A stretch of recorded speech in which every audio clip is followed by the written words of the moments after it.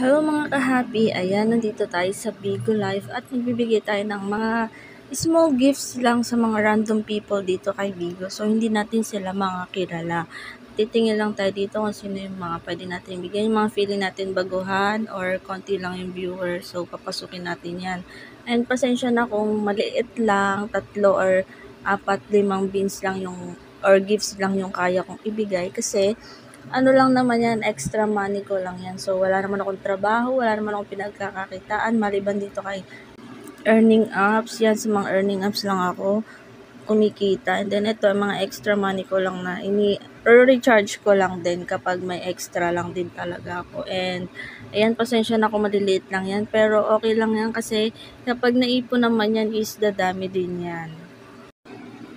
Tapos guys, ingat kayo pag nagsasend kayo ng gifts. Dapat tinitingnan nyo kung beans ba or dayas yung nai-send nyo. Dapat chinecheck nyo yan bago kayong mag-click dahil sayang po yung beans na mababawas kung naka-beans yan. Tulad yan, dapat po naka-diamond yung nakalagay doon. So, ingatan nyo pong maklik yung arrow dun sa may dayas kasi kapag naklik po yun, pwede nyo po siyang malipat as beans. And then, ang mangyayari niyan ay beans nyo po yung may send.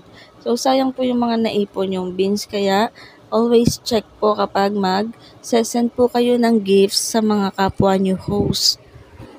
Pero gagawa pa rin po ako ng panibagong video about dyan sa beans at gifts na yan. Kasi may mga nagko-comment po sa aking YouTube channel kung bakit daw nababawasan yung kanilang beans.